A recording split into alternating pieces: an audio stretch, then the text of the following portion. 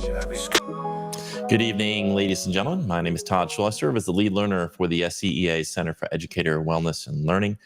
We call ourselves CEWL, that's CEWL, and you can find out more about what we do, which is improving the inner and outer lives of educators at CEWL.us, at CEWL.us. We just, over the summer, did a huge redesign of the website.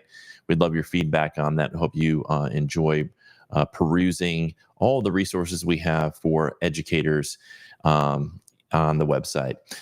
Tonight, we're going to be talking about artificial intelligence, and this is something that I have been learning a lot about. I get geeked up about it for about a week or two, and then I move on to another subject, but I always come back to it because there's so many new developments in the world of artificial intelligence. If you haven't tried out, for example, ChatGPT, or over the spring, I was trying out Suno, which allows you to create music using AI. There's video creators, there's image creators. Meta or Facebook just built in the Llama AI into their software.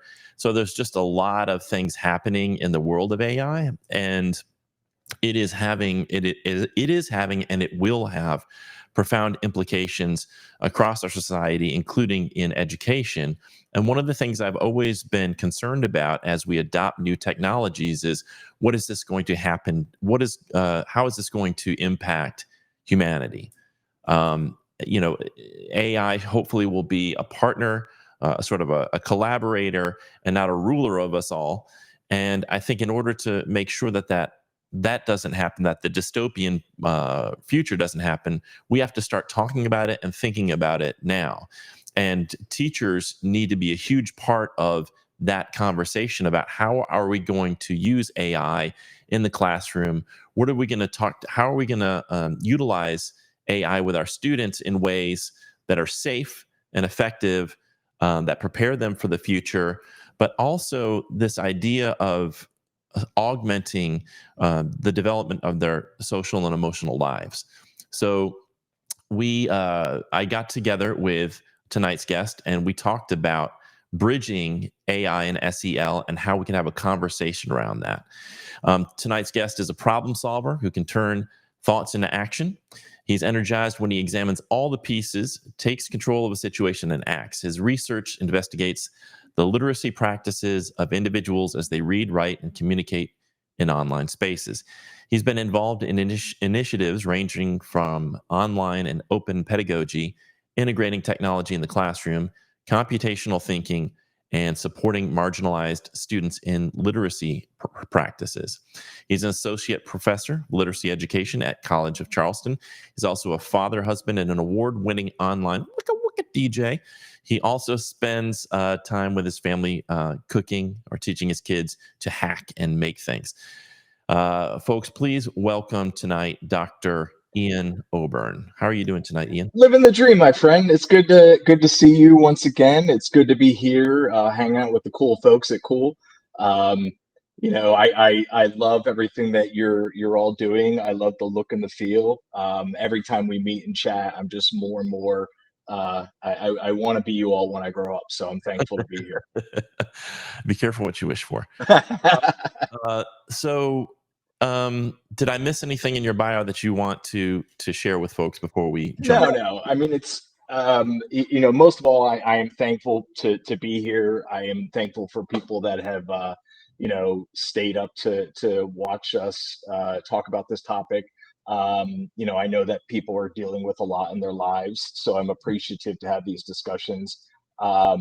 Especially this topic, I'm thankful for you to push my thinking about this, because when we think about AI and we think about impact of computing and programming in our lives and digital on our lives, it can go a lot of different ways. And you have pushed me to think more about the human side and think about SEL and think about like what that, how do we not lose, as we move high tech, make sure we don't lose high touch.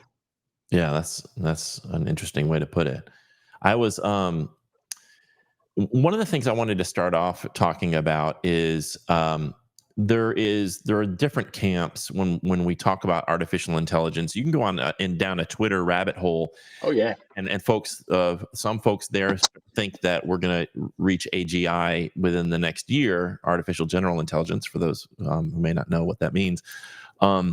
And then there's other people who are like, wait, let's not get overly excited. That's not going to happen. We're a long way away from AGI.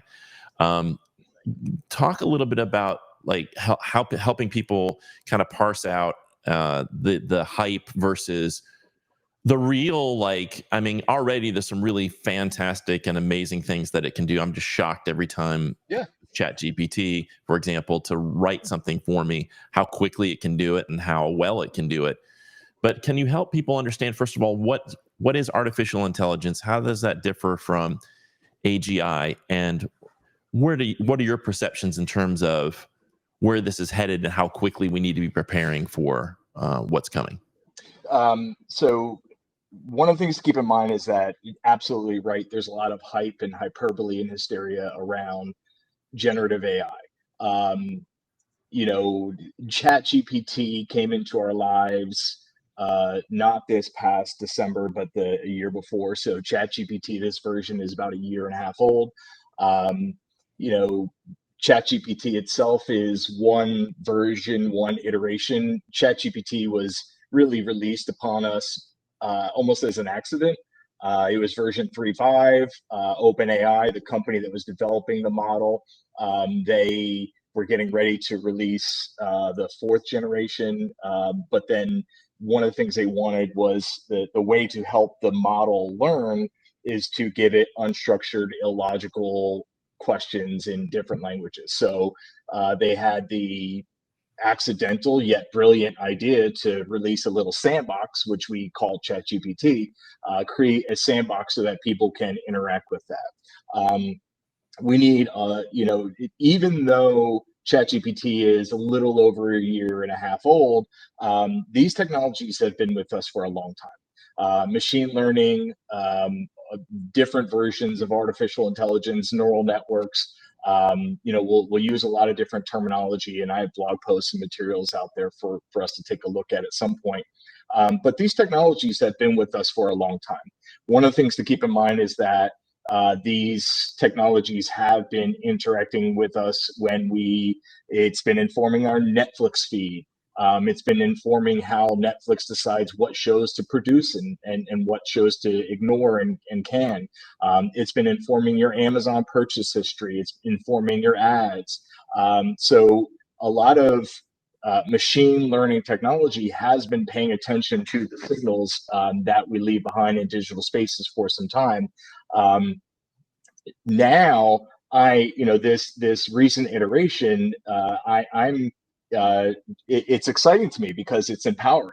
Because now, for the most part, the internet has been largely unintelligible for some time, but now we can sort of like interact with these models and make sense of it. But at its base level, AI, artificial intelligence, is technology that's enabling machines to perform tasks that require human intelligence. So what we're talking about is an algorithm. An algorithm is a recipe. It's a set of steps. It's a set of instructions. So if we're going to make a peanut butter and jelly sandwich and we expect to see the peanut butter and jelly sandwich on the other end of the spectrum, we know that some of us are going to have bread and peanut butter and jelly and a knife or a spreader. There's people that are in the camp that are going to put the peanut butter and jelly in one bread and slap it together. And then other people, I don't know why they do this, but then, they'll put peanut butter on one side, jelly in the other. But at the end, you have that peanut butter jelly sandwich. It is a recipe. It is a list of instructions to get us to a certain point. So what's happening is with machine learning, we're teaching machines, we're giving them data to make sense of patterns and themes and abstractions, different fundamental components of ideas to achieve an end result.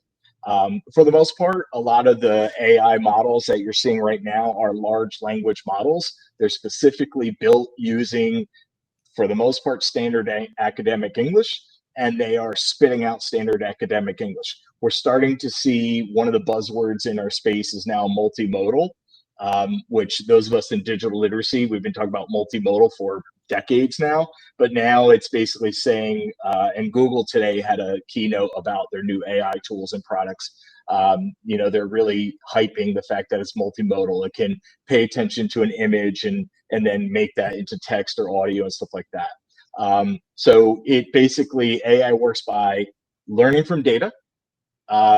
So we should have questions about that data and where that data comes from. Most of the models, when ChatGPT came out, most of the models were built using like the Google book indexing search, Wikipedia, Reddit, stuff that was scraped from online spaces, and then they would put it through and teach the models. Now we're getting to the point where if the model is not learning, if the agent is not learning from people interacting with it, then companies are starting to artificially generate data using AI tools to teach the AI tool. So we have to have a discussion about that. But it's learning from data, making decisions based upon what it learns over time, and we can talk about that in a second. But it should improve with more data and feedback. So in terms of learning, I'll just real quick. One of the things that in machine learning, what the models are usually doing is they're learning from supervised or unsupervised learning. Speaking of educators now, you know what that is. So supervised learning is basically we give the data, the agent, the model, we give it a set of data and we tell it what to look for in that data. This is a bunch of pictures of apples. And when it comes back and shows us a picture of a pear, we say, no, that's not a pear. That's not an apple. That's a pear. Unsupervised is we give it a data set that's and say, go forth into this data and tell us what you find. And then there might be some human supervision on the outset to say, no, let's reframe what you identified there. Do you sense that there are, I mean, how high is your level of concern when folks say that it's sort of like a genie in a bottle and that we're almost like this biological bootloader for this new species? I mean, you've heard, I don't know, Ray Kurzweil at Google talks about the singularity. Just all of a sudden we reach this place and then it kind of gets out of our hands because the AI is so much more powerful and more intelligent than we are. And then it just grows exponentially. How concerned are you about that? And how far away do you think we are from that? We need to have discussions about ethics. When I'm thinking about the average person that's using these tools, I want us to have a discussion about what's the data that's being used in this? What data is it capturing about me? Think about my data privacy practices and stuff like that. I want to think about the money and the motivation behind these companies. So we talked about ChatGPT. If we're talking about OpenAI, the company that is responsible for OpenAI, I think we need to have discussions about what is OpenAI, what is the ethics involved with OpenAI, where does their data go, where does it come from? I also believe that the internet, as I said before, has become largely unintelligible. What that means is that we have digital tools that are already talking to each other, and they are already communicating in ways that the people that are developing them, people far smarter than me, not smarter than you, but they don't understand what these machines are talking about. That's already happening.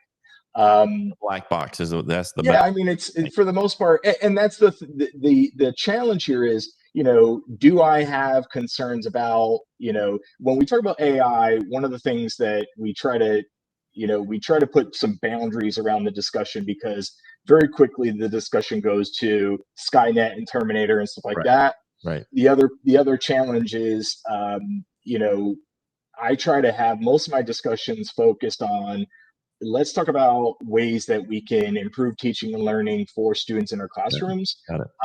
There are discussions to be had for how do we help educators hack their classroom, because they're already running on fumes. Right. And so if there's ways that they can save time, we need to have that discussion. But I think first we need to talk about what it is, and then how might we use it in teaching and learning. Do I have concerns about the ethics involved and the data involved and and hacks and data privacy, yeah, but those aren't the things that keep me up at night about AI. I have a different set of questions and concerns about AI that really that they keep me up at night, and it's not any of the things that we're talking about as of yet. Okay. Do you want to talk about what those are? Do we want to Yeah, just let's go into it. go ahead and talk about what those are? Yeah, so one of the things that keeps me up at night is that there's an old post from a Google employee that talks about a maker and a manager schedule, and the idea is that we need to schedule ourselves so that we are makers and we effectively use our creative time, and that we're not just managing time. And my concern is that most of these models are created either using information that was online a decade ago, and it's sort of like recalculating and regurgitating that information to create new information, but it's not really new. It's just new ideas based upon what the ideas were previously. And so when we think about human creativity, um, we are seeing businesses, instead of hiring a creative firm and investing in them to go create new things, we're now seeing businesses that are just hiring somebody that can do some script management Right. and negotiate some keywords, put it in the machine, and see what the machine spits out. Mm. And so in that, I have serious concerns about who is in charge of whom there. Like, who is the maker, who is the manager in that. If human beings now, we're just feeding these algorithms and these tools, information and queries to have it spit stuff back at us, then where do we get new human ingenuity, new creativity, stuff like that? We also see spaces where, as with always in technology, when new technology comes out, we have this fear that students in classrooms are going to use it just to cheat. Mhm. We saw this happen in COVID, where we had these directives that students should all have their cameras on in a Zoom call all the time, Right. ignoring the fact that they were living through a pandemic, ignoring for the fact that they may not have adequate Wi-Fi in their home, ignoring the fact that they're probably tuning into class from a library parking lot. But we had this belief that students are going to just use technology to cheat, and also we oftentimes resign ourselves to just, the genie's out of the bottle. There's nothing we could do about this. When I think that this really is a very empowering opportunity for us to figure out what these tools could and should do. We just have to change the way that we do school. A lot of our systems have been based upon uh, standard academic English, proficiency in standard academic English, at least in our context. Your ability to sit in a classroom and listen, your ability to read and write and speak in standard academic English, your ability to uh, be a good kid in school and listen to the teacher, your GPA, your ability to sit as we're doing here and sit on a camera and have words come out of your mouth and sound somewhat intelligent, your written sample. And now we have devices, we have models that can really replicate a lot of that and level the playing field in seconds. Right. And so we need to think deeply about what counts in our learning spaces. Yeah, and I feel like there's some resistance there. There's like Oh some yeah, resistance because it's not how we've always done things, and it's like, well, there's just this reality. There's this harsh reality of this technology being here, and it is impacting. That's why I've always, one of the reasons why I wanted to have this conversation is because I feel like the the primary purpose of school for most people in their minds is to prepare kids for a college or a career, which I've always said, yes, those things are important.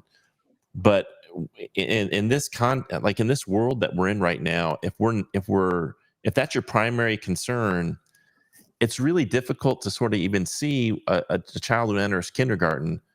What career are we preparing them for yeah, with the way we've always done things? yeah, And so I've said, no matter what happens, no matter where that technology takes us, the student still has a social life and emotional life, mental health, physical health. and those things are absolute requisites to live a good life. So to me, like, I would like to see us rethink the priorities, because I think if you have all those things in line, as Yeah. like Maslow, if we have all those things in line, then we can adapt to whatever world comes our way in healthy ways. But if we're just focused on careers, well, I mean, what do we expect businesses to do with this technology? I would argue, and somebody, when we posted the link to this, somebody said what to the effect of, their concern is, this technology could be used to make all of our lives easier, where instead of working a 40-hour week, maybe you work a 30-hour week or Yeah. 20-hour week. But what that's not going to happen. History tells us that what they'll do is just lay people off or expect greater productivity from you over those 40 hours. So I feel like we've got to figure out how to utilize this to actually make everybody's lives better instead of just a few people at the top. And in order to do that, I really feel like we've got to rethink what the primary purpose of school is. Well, I mean, we have students in our classrooms that are training for jobs that don't exist yet. Right. And that's been happening for a decade now. And that is scary, but it's also wonderful at the same time. When technology, when innovation happens in society, we are given an opportunity to reevaluate and reinvestigate sort of what counts and how we do our regular business as a society. But the challenge is that we also recognize that, especially with digital, with any innovation, but with digital, we have disruption, but we also dislocation. Yeah. We have large contingents of our population that are just lost. And we should do a better job helping all individuals negotiate to mind that gap. And you and I, in our discussion to prep for this, this leads us into discussions about, my friends from across the pond will talk about universal basic income. Right. And they'll talk about, okay, you work 20 hours a week and you can use these tools to help you get other jobs done. And you can use these tools to help you learn that new language and help you move to a different part of the world and have a different career. You want to go into coding, you want to go into programming. There are a lot of jobs that are out there, and there are excellent tools that can help you be a pair programmer, like a buddy programming assistant, to help guide you along the way. As I'm building stuff on my website, as I'm tweaking things in my digital spaces, I use digital generative AI tools to help me learn how to code, Right. because I don't have the time or the headspace to do that. Yeah.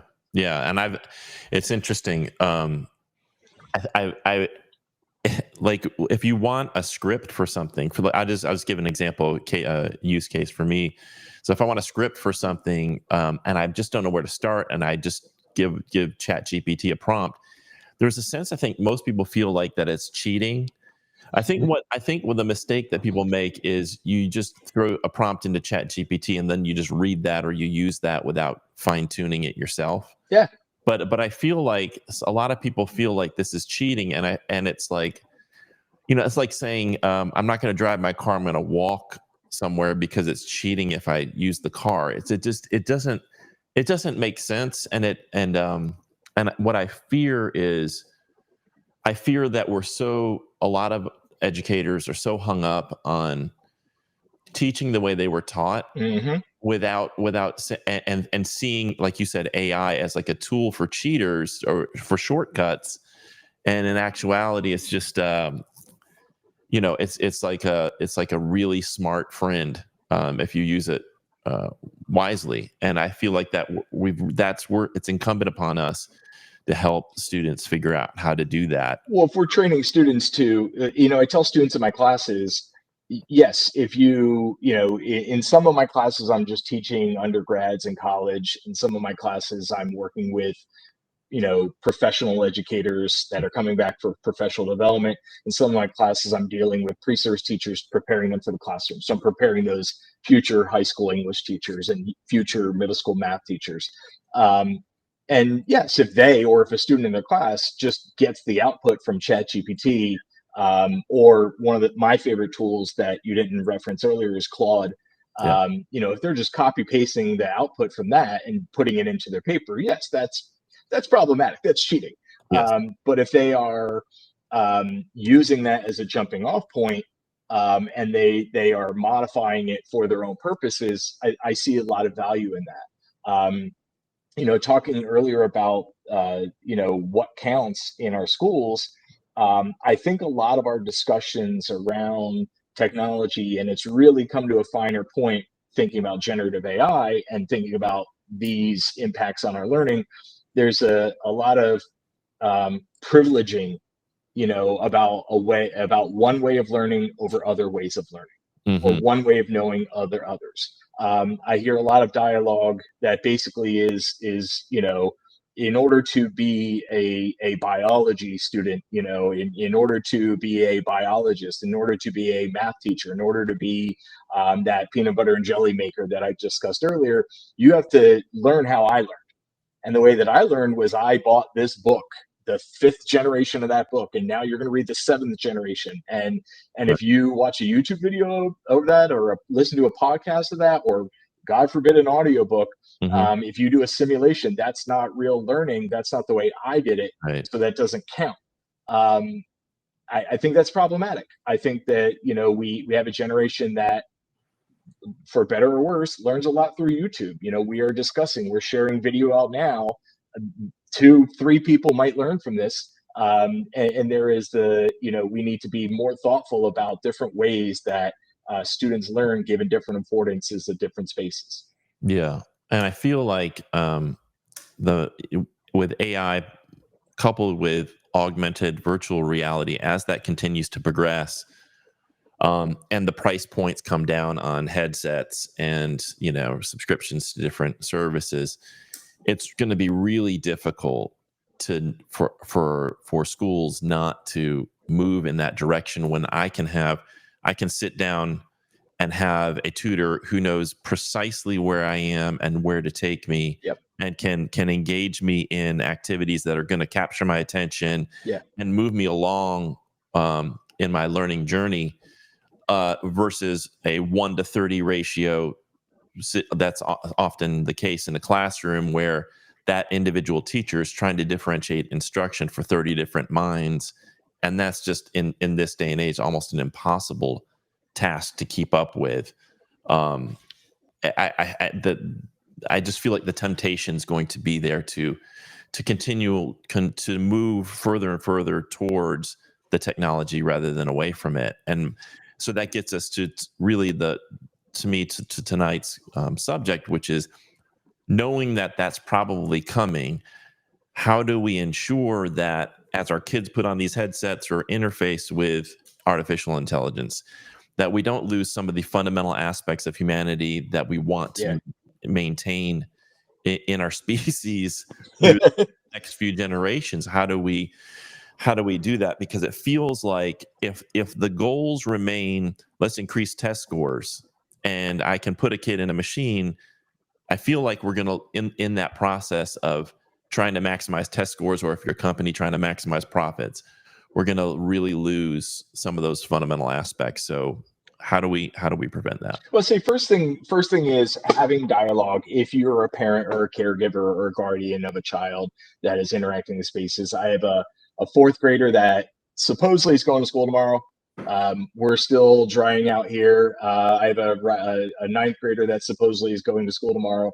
And I dream of, and not just dreaming, but I'm building AI models that can learn along with my kids. So my fourth grader, I want her to know, as she's learning math over the, fourth, fifth grade, sixth grade, there's huge growth is necessary. And so I really, I'm building a model, an agent that can learn along with her. And so as she's learning and learning new concepts in math, it can pay attention to how she's trying to solve it. And as we think about zone of proximal development, it can raise and lower the level of Right. support, the Right. raise and lower the level of scaffolding. Right. But most importantly is that I want an agent that's been learning along with her, so that later on, when she encounters things that are more complicated, Mm. the bot, the agent, the tool can say, you're struggling with matrix algebra, but a lot of what you're doing here is stuff that you learned 2 years ago. And the way that we fixed that is you did this and did that, and then that helped you along the way. That's, for me, that's the goal, is to have an agent, a little guide on the side, an accomplice that is there learning along with you, and it sort of like knows what you know. Um, if you think about our work, I'm building I have an AI agent, a bot that has all my Google Docs, all my notes, all my blog posts, all my publications that have made it out into the wild, and the stuff that's in the trash heap, all my PowerPoints. And so as I read and as I consume podcasts, I put that into the same agent. So as I'm trying to create new things, it can pull different threads together and try and help me out. And Um, how did from you the build that agent? Sorry to interrupt you, but how did you build that agent? So there's different ways you can do it. The easiest way that folks can do it right now on the student side, one of the best AI tools to play with if you're in a K-12 is Conmigo right now. So the Khan Academy AI version, Conmigo, Khnmigo, is a ton of fun. I purchased it for my kids. Conmigo will give little LinkedIn style. The LinkedIn has those little classes and stuff like that, but it will learn along with you. Um, I use open source tools because I do have concerns about the data and the machine learning for me. But one of the easiest ways that you can play with it now is either Notion. So I use Obsidian, an online open source note taking tool, but Notion is a tool that has pretty decent AI built into it. I think Anthropic is the company. I think Claude is the AI model that they have in Notion, which is the company that runs it is Anthropic. Right. Notion, what we'll do is it will pay attention to your notes. You can query, you can ask questions just about your notes and about all your materials. Another cool tool that is worth checking out is Notebook LM by Google. So Notebook LM, if you're a Google Apps for Education person, you can have your Google Docs. I think they limit you to like 10, and you can basically put it into a vault and ask questions and query the information there. But I think that for me, that's helpful because my brain is always going a million miles a minute, but I also as I consume new content in different spaces, I want to make sure that I can, if I'm reading a book, if I'm listening to an audiobook or podcast, I can pay attention to that and pull that thread in across my different spaces. So how do we not lose the human in that is one of the bigger questions that you were asking about and that you and I have talked about. So Right, AI, we said, is technology that enables machines to perform tasks that require human intelligence. Most of the things that we've dealt with up to this point that we've seen, the generative AI, is large language models, LLMs. SEL, social emotional learning, focuses on helping students understand and manage emotions, build relationships, and make good decisions.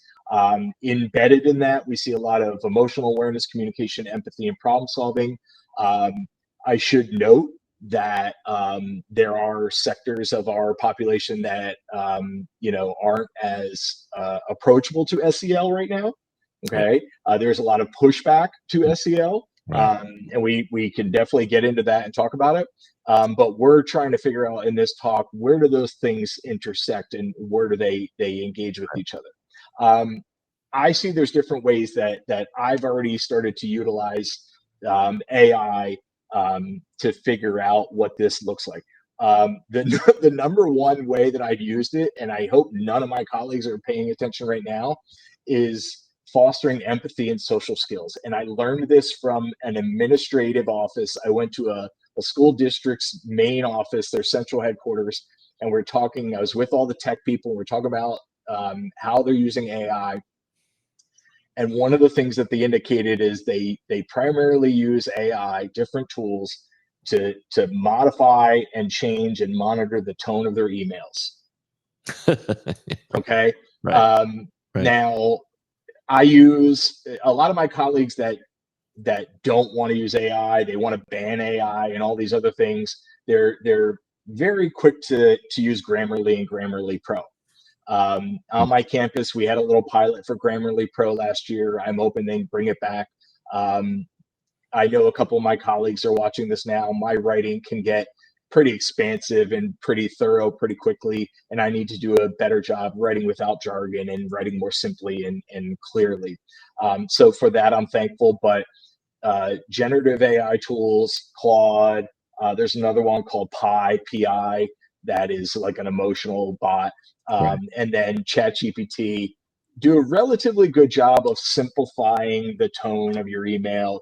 I had an email I needed to send out over the summer to somebody at the state level and another, couple higher ed folks, and I was like, asking my partner, who is my HR director, how to write this email and stuff like that. And finally, I said, forget it, put it in Chat GPT, and it spit out a perfect, Yep. clear, concise email.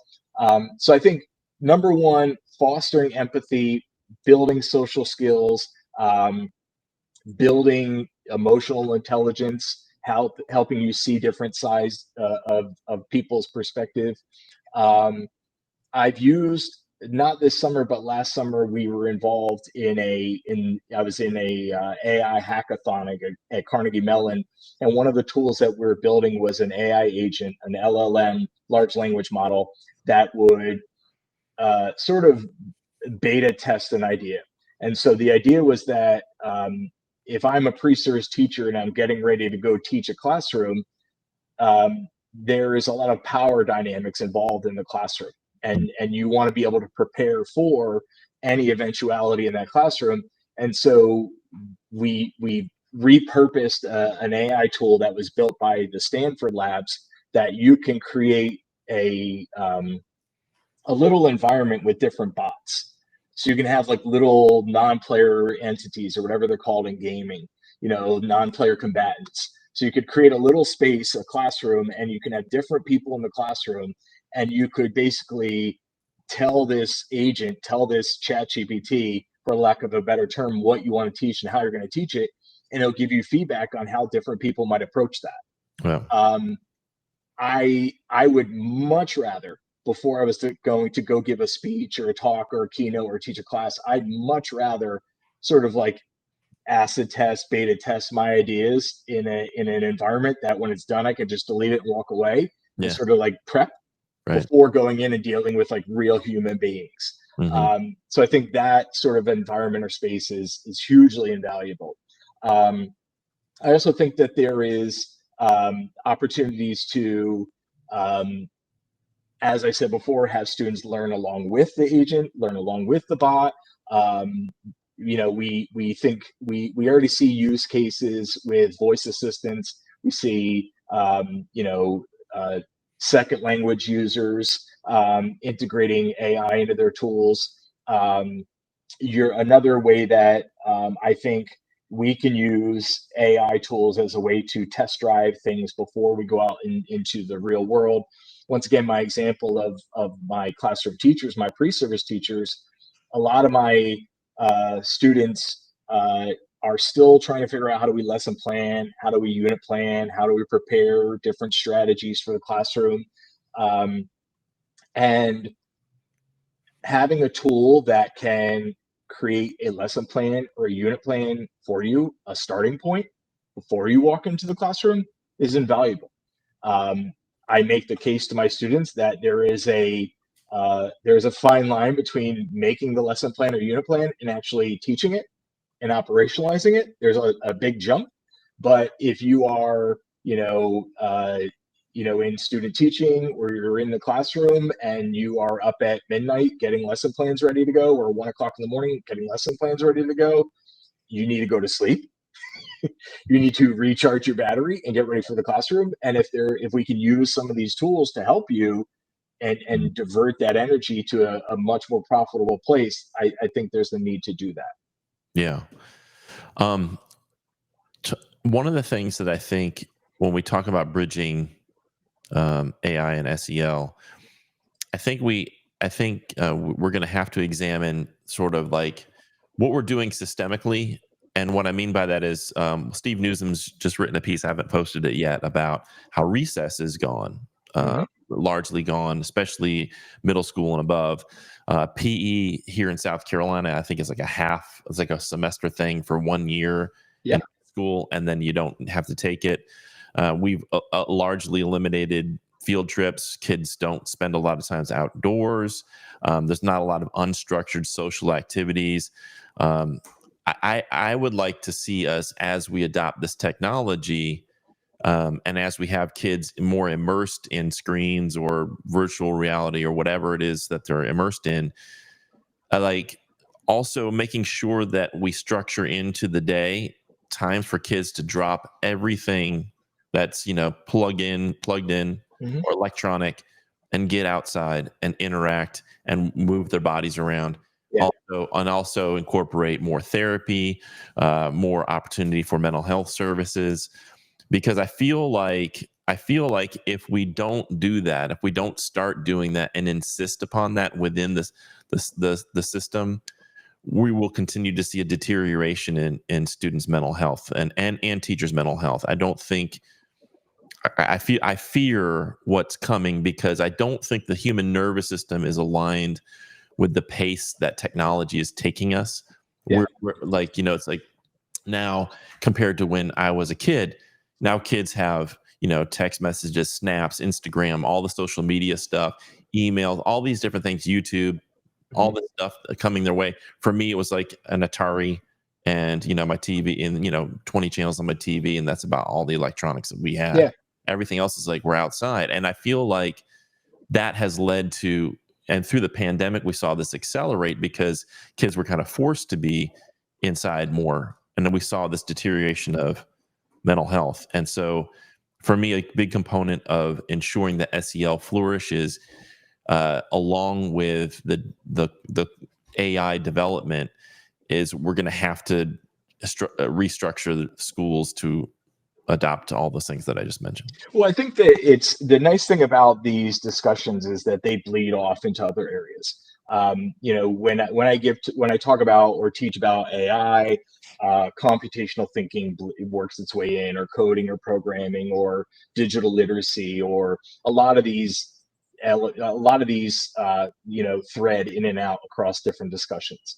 Um, Across this, we are seeing right now a more concerted effort, and I think there's different reasons for that. A more concerted effort to really question use of devices and role of technology in our lives. We see a concerted effort among certain groups that want to, here in this state, we have this notion of like banning all cell Right, phones. right, right. No real guidance on how to do that. No real guidance on what that actually means. Just this knee jerk reaction that we should ban these devices. I think that in order to what mindset should educators have? What mindset would I suggest that parents have? This is a lot of the spearhead of this lately is the Jonathan Haidt book. The Anxious Generation. The Haidt book. I think a lot of the push from the Haidt book right now is this like idea about banning cell phones. To me, the Haidt book wasn't really about banning cell phones. The Haidt book was about how we've moved away from play-based experiences with kids, Right. and we've moved more into like fear-based parenting. To me, it was more of a treatise from Haidt on those topics. But I mean, this is stuff that Dana Boyd has been writing about for decades. Dana Boyd's It's Complicated is online. It's on her website. It's wonderful. But Dana Boyd was talking about this a decade ago.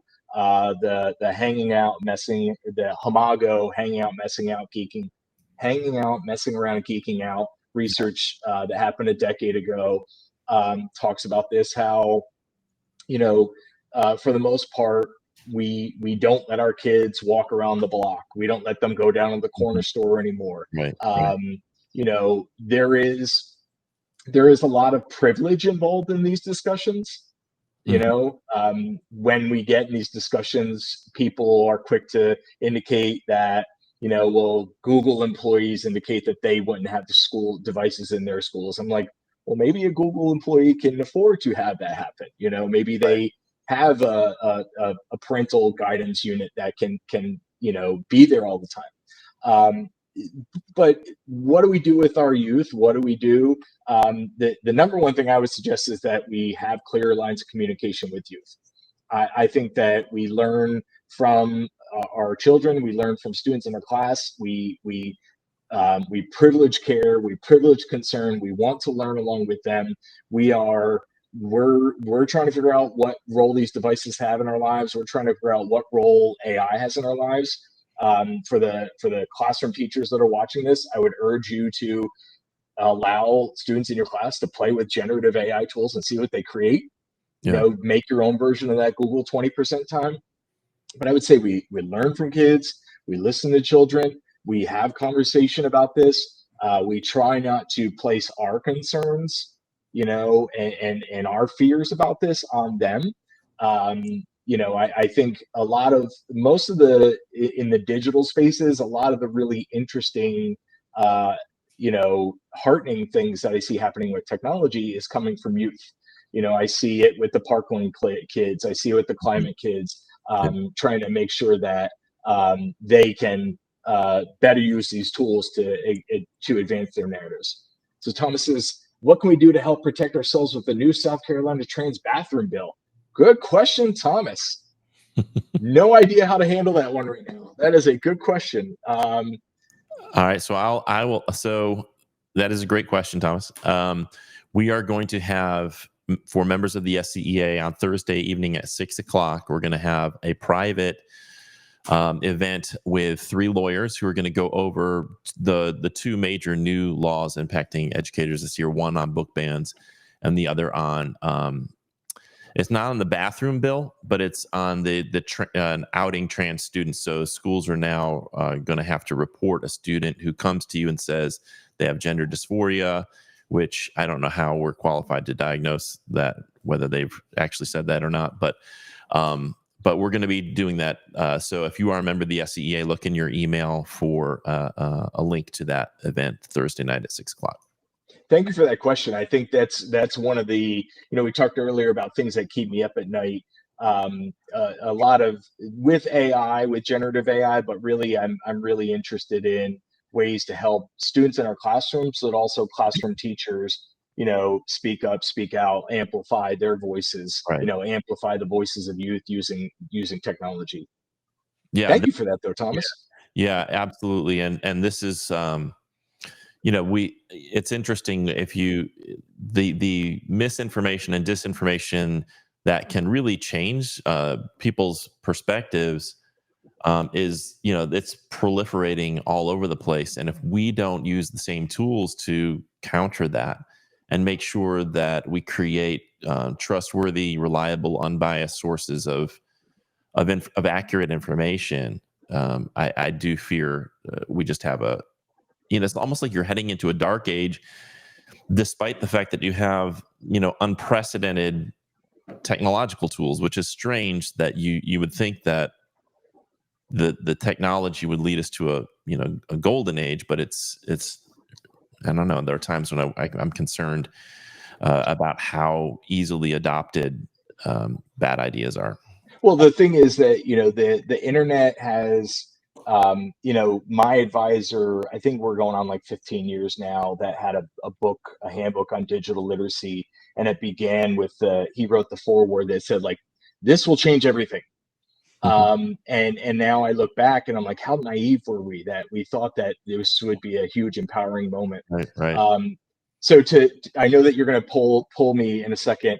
Um, so a couple things, how could we bridge AI and SEL, and how can we make sure that we keep the human in this so that we don't lose high touch when we go high tech? We have a lot of agency in this, especially youth in our classrooms, and especially educators. We sometimes forget the amount of power that we have in this, and we don't have to approach this as if we were just sold a bag of goods. Okay. So what does that mean? One, we can't forget what makes us human. Mm. Okay. We need to actively seek out those opportunities where we remember what makes us human beings. Okay. And crave those moments. Okay.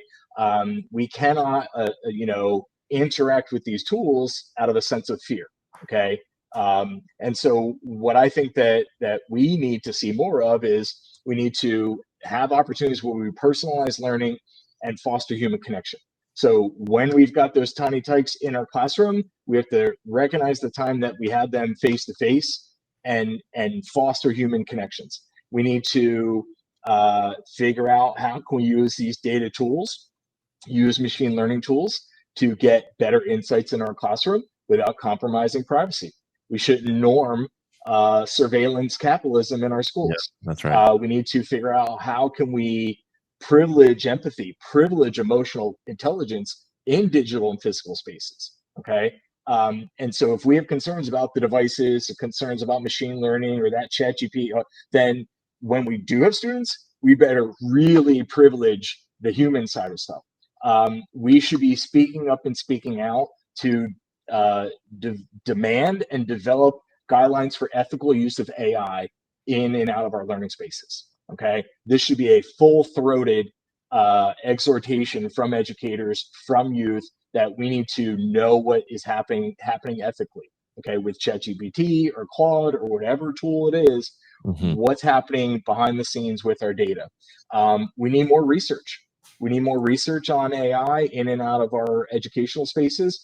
We also need educators to have the latitude to test these tools out without fear of test scores and everything else, Right, because if right. if they're going to try these things might not work perfectly. And last but not least, professional development opportunities. You and I talked a little bit about the CSPD week here in South Carolina. Computer Science Teachers Association runs CSPD week, Computer Science Professional Development, every year. It is wonderful here in South Carolina. CSTA does a wonderful job across the US, but we need to invest in our classroom teachers to go out and use and play and explore these technologies, but also use and explore Minecraft and robotics and AR and VR and coding and programming and all that stuff and Python.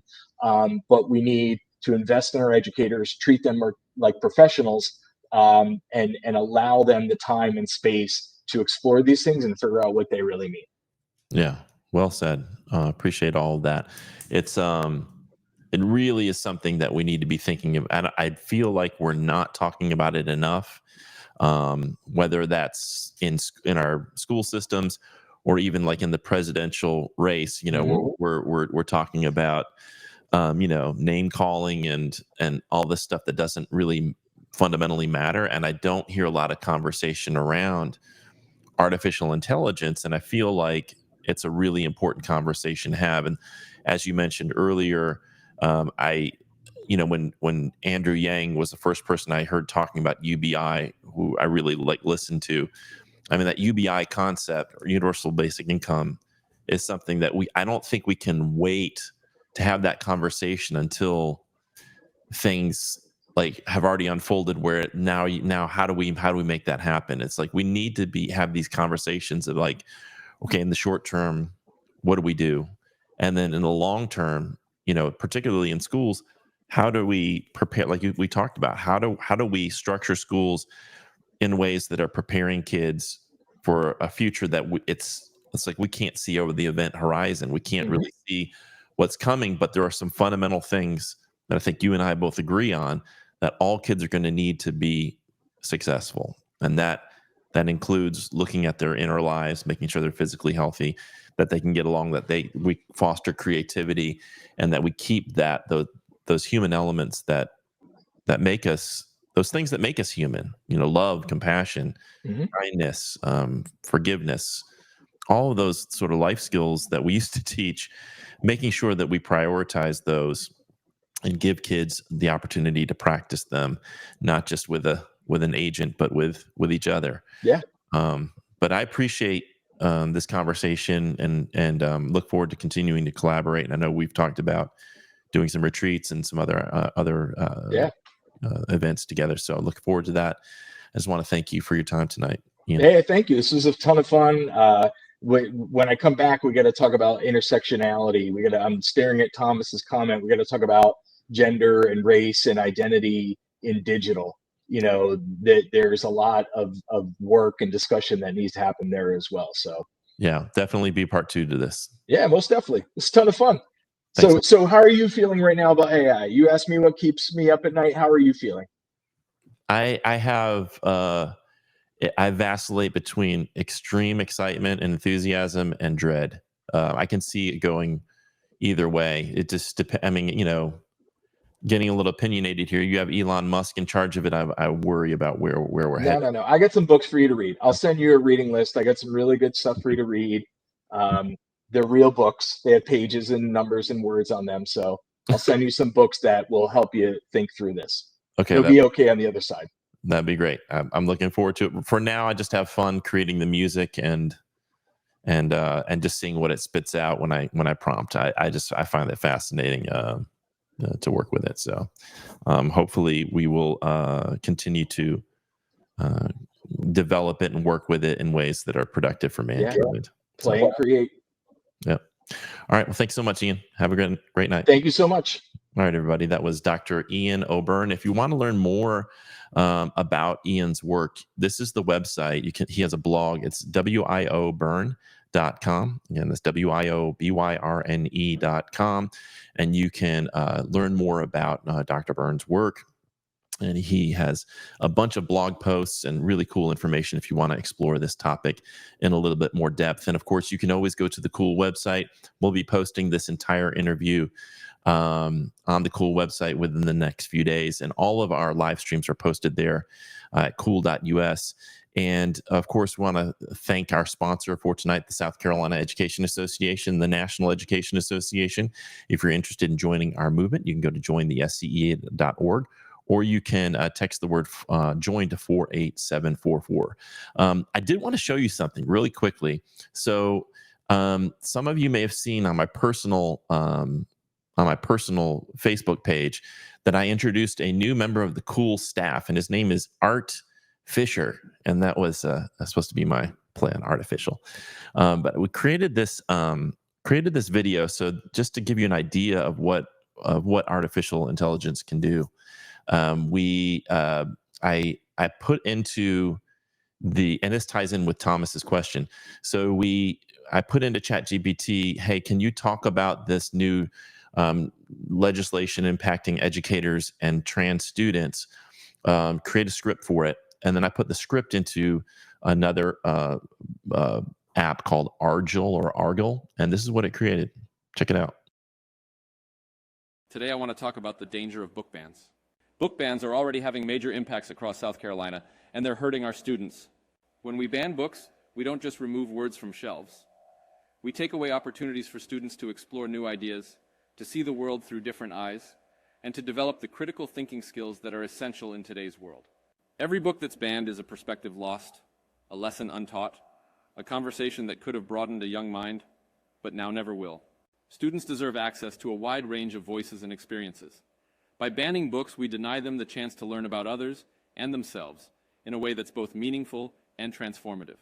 Let's stand against book bans and ensure that every student in South Carolina has the freedom to read, to think, and to grow. Join our movement to protect freedom at jointhescea.org. We are stronger together. And sorry, I meant the book ban issue, not the trans issue.